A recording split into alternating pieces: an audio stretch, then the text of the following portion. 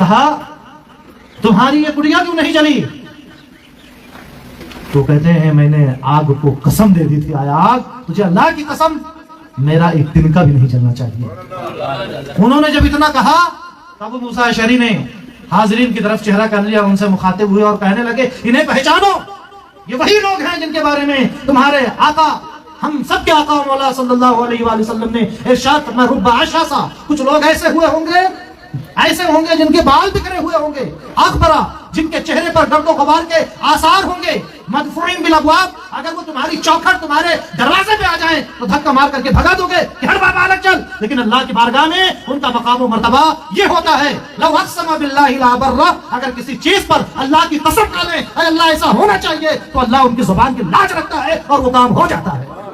مولانا روم تبھی تو کہتے ہیں گفت ہے وہ گفت ہے اللہ بود، گرچہ از حلقوں میں عبداللہ بود، اللہ کے ولیوں کی زبان سے جو بات نکلتی ہے حلق تو ان کا ہوتا ہے، زبان تو ان کی ہوتی ہے لیکن باتیں خدا کی ہوتی ہیں۔ تو آگ لگ گئی، گھر جل گیا، لیکن مصلی سلامت ہے، سجدے سلامت ہیں، قیام سلامت ہے۔ تو اپنے دلوں کو عشق رسول کا مدینہ بنا کے لائے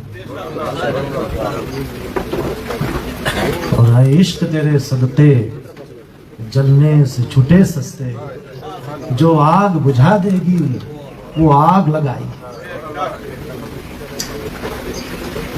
امام اہل سنت سرکار اعلیٰ حضرت جب بارگاہ رسالت کی حاضری کے لیے گئے تو انہوں نے سوچا کہ جن کی بارگاہ میں آئے ہیں کاش ان کی زیارت ہو جائے۔ الگ الگ طریقے ہوتے ہیں محبوب کو راضی کرنے کے، تو محبوب کی نعت پڑھنے لگے، بڑی پیاری نعت، کہتے ہیں وہ سوئے لال ازار پھرتے ہیں، تیرے دن اے بہار پھرتے ہیں۔ اور آج کل جھولا بیگ لاد کے جو ادھر ادھر لوگ دوڑتے ہیں نا،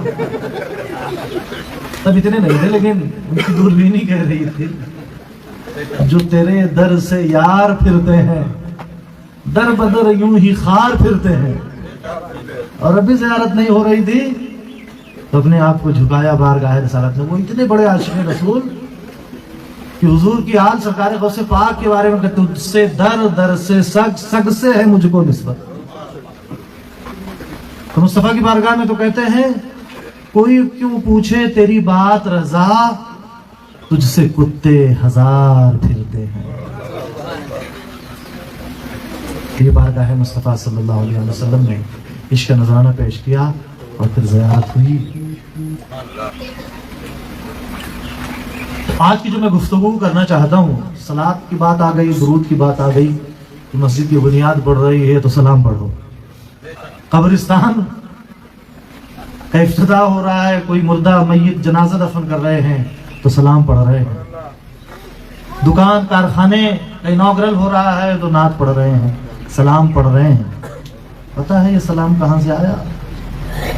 حضور علیہ الصلوۃ والسلام نے حق پرستوں کی ایک پہچان بتائی تھی کہ ما انا علیہ و اصحابی، جس پر میں اور میرے صحابہ ہوں گے وہی فرقہ جنتی، باقی دوزخی۔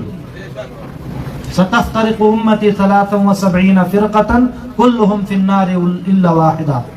بنو اسرائیل 72 فرقوں میں بیٹھے تھے اور یہ امت 73 فرقوں میں بڑھ جائے گی، 72 دوزخی ہوں گے، ایک جنتی ہوگا۔ صحابہ نے سوال کیا وہ جنتی فرقہ کون سا ہے؟ فرمایا ما انا علیہ و اصحابی، جس پر میں اور میرے صحابہ ہیں۔ یہ سلسلہ جب امام حسین تک آیا،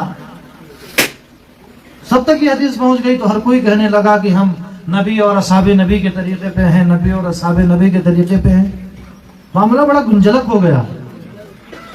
تو عابد بیمار جگر گوشہ امام حسین، سیدنا امام زین العابدین سید سجاد، کہتے ہیں نا آپ اپنے شجرہ میں سید سجاد کے صدقے میں ساجد رکھ ہمیں، علم حق دے باقر علم خدا کے واسطے۔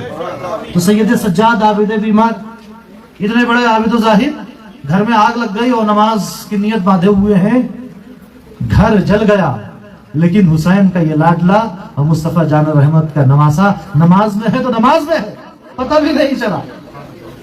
انہی عابد بیمار، ایک بات یاد آ گئی، امام لالکائی کی ایک کتاب ہے करामात औलिया। उसमें एक वाकया लिखा है कि हजरत अबू मूसा अशारी साहब रसूल बसरा के गवर्नर थे। तो बसरा के एक मोहल्ले में आग लगी। पहले के मकानात फुस के हुआ करते थे, तो साहब एक घर में अगर आग लग गई तो फिर मतला हाजिर है। जब तक मक्ता तक नहीं पहुंच जाती थी आग, पूरी बस्ती को राख का ढेर नहीं बना देती थी, तब तक वो रुकती ही नहीं थी। तो सारी बस्ती जल गई, लेकिन एक कुटिया बाकी रह गई। देखा तो कुटिया में एक बुजुर्ग है, उनका एक तिनका भी नहीं जला। लोगों को बड़ा ताज्जुब हुआ कि हवा के जद पे चिराग जो रोशन है, ये किसी मामूली शख्स का चिराग नहीं है। अबू मूसा अशअरी गवर्नर के पास चले गए कि आप चलिए देखिए माजरा क्या है। पूरी बस्ती जल गई और ये कुटिया बाकी बची है। वो आए, दरवाजे को दस्तक दिया, मैं तुम्हारा अमीर हूँ, बाहर आइए। अमीर की इताअत जरूरी है ना। बाहर तशरीफ लाए, कहा ये बताओ बस्ती जल गई, तुम्हें पता नहीं? कहा पता है, आग लगी थी। कहा तुम्हारी ये कुटिया क्यों नहीं जली?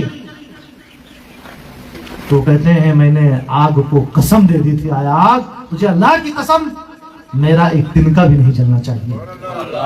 उन्होंने जब इतना कहा तब मूसा अशअरी ने हाजरीन की तरफ चेहरा कर लिया, उनसे मुखातिब हुए और कहने लगे इन्हें पहचानो, ये वही लोग हैं जिनके बारे में तुम्हारे आका, हम सबके आका मौला सल्लल्लाहु अलैहि वसल्लम ने इरशाद फरमाया रुब्बा आशासा, कुछ लोग ऐसे होंगे जिनके बाल बिखरे हुए होंगे, अकबरा जिनके चेहरे पर गर्दो गबार के आसार होंगे, मदफूइन बिल अबवाब, अगर वो तुम्हारी चौखट तुम्हारे दरवाजे पे आ जाए तो धक्का मार करके भगा दोगे कि हट बाबा अलग चल। लेकिन अल्लाह की बारगाह में उनका मकाम व मर्तबा ये होता है लौ अक़सम बिल्लाहि ला बर्रा, अगर किसी चीज पर अल्लाह की कसम खा ले अल्लाह ऐसा होना चाहिए तो अल्लाह उनकी जुबान की लाज रखता है और वो काम हो जाता है।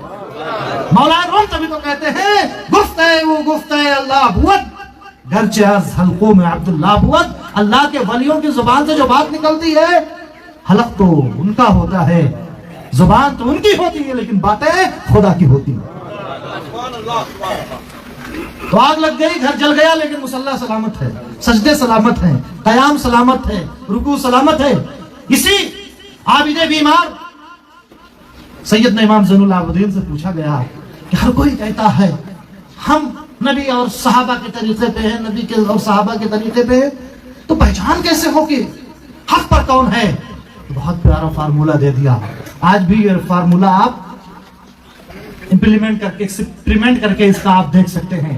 कहते हैं जिसे देखो कि वो नबी और आले नबी पे कसरत से दुरूदो सलाम भेजता है तो समझ लो वही फिरका नाजिया है, वही गिरोह हक पर है। पढ़िए सल्लल्लाहु अल्लाहुम्मा सल्ली अला सय्यदिना व शफीअना व हबीबिना व मौलाना मुहम्मद मादनिल जूद वल करम व आलिहि व अस्हाबिहि व बारिक व सल्लम। ये तो चंद तमहीदी बातें थे शुरू में।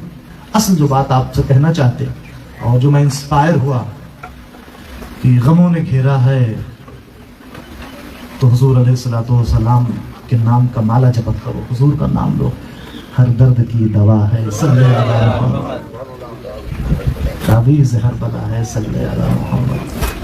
आओ गौर करो, हमारे अजदाद ने कैसी मशक्कतें बर्दाश्त करके हम तक दीन पहुंचाया, हम तक इस्लाम पहुंचाया।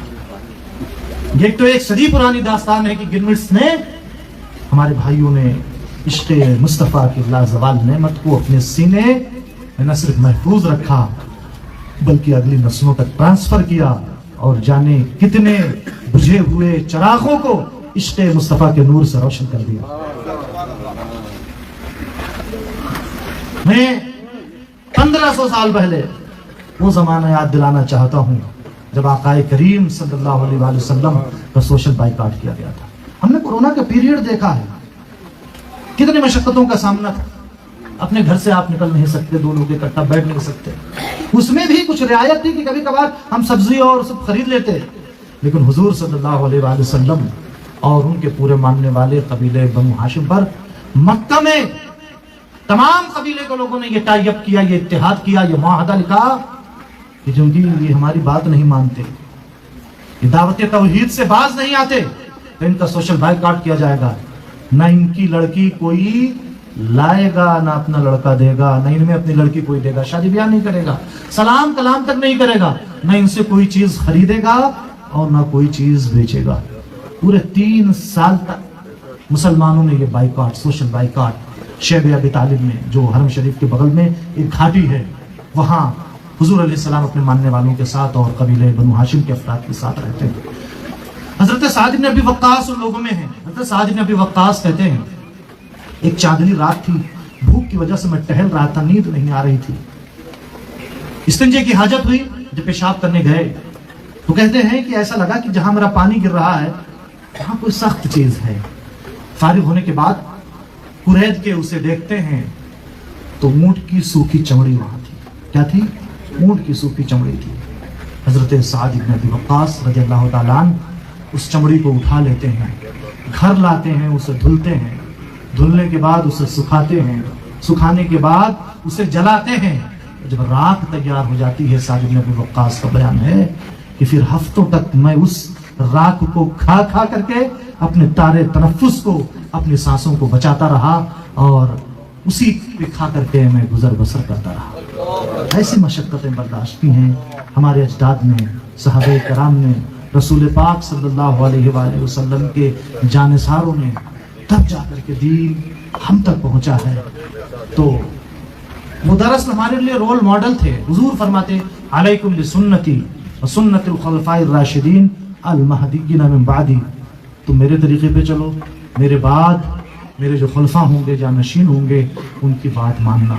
तो इस्लाम के रास्ते में जो भी तबलीग आए, जो भी परेशानी आए, उसे खंदा पेशानी के साथ बर्दाश्त कर लेना चाहिए।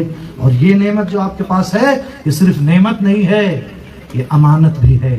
अगली नस्ल को ट्रांसफर करना, इस वक्त दुनिया का सबसे बड़ा जो फितना है वो एथिज्म का फितना है, लादीनियत का फितना है, इल्हाद का फितना है। जमाने के चक्का-चौंध में जब भी साइंस और टेक्नोलॉजी की तरक्की होती है तो बंदा मशीनों को और अपनी इजादात को, अपने अक्ल को खुदा समझ बैठता है और खुदा से रिश्ता मुनक़ता कर लेता है। ऐसे जमाने में गुलामाने मुस्तफा की जिम्मेदारियां पहले से ज्यादा बढ़ जाती हैं।